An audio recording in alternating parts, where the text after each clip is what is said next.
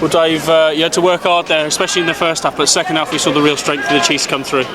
Yeah, we knew that. Obviously, away from home, Worcester coming off a good win last week against Saracens, and they're still playing for a lot this season as well. So they put up a good fight in that first half. But I thought we stayed nice and patient, stuck to our strengths, and came through with some really good tries in the end, and obviously take 5 points away from home. You know better than most. You can't break a side in literally 40 minutes. It takes a lot longer than that, and you probably reap your rewards in that second half. You really come out firing in the second half.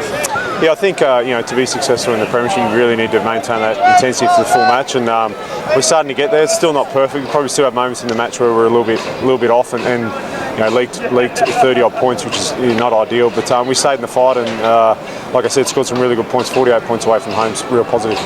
You've been here a few months now. How is life, and what are you making of the Premiership? Is it everything you thought now? Yeah, loving it, really enjoying it. I think obviously it helps with wins. A bit of a slow start when I got over here, and it was a bit of a tough battle those early rounds. But now we're getting some really good momentum, good form as a team.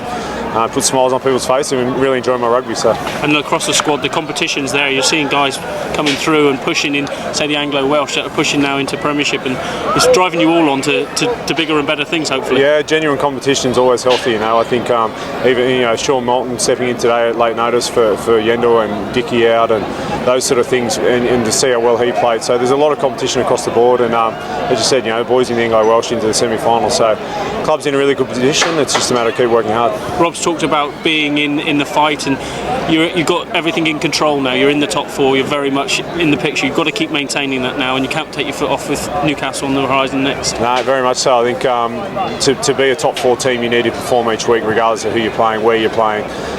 So that's probably the message. We need to keep being better as a team, working hard, and put it in our own sort of destiny moving forward to the back end of the finals. Like any game, you've got to win it up front, but you've got some quality finishers out back there at the moment. They're doing their bit today.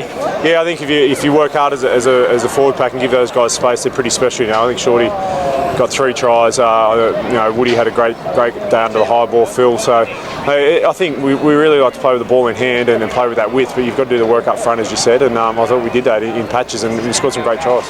And home next week again, the Sandy Park factor. How big is that, especially for you coming in from the outside? What have you made of that, and the kind of fortress that Exeter try and make there now? Yeah, it's a special place to play rugby, to be honest. 12,500 pretty much every week. Really vocal, win, lose or draw. They're great support, and as a player, you really appreciate that. So last outing there was a draw, so it's an opportunity next week to get a great win and reward our fans.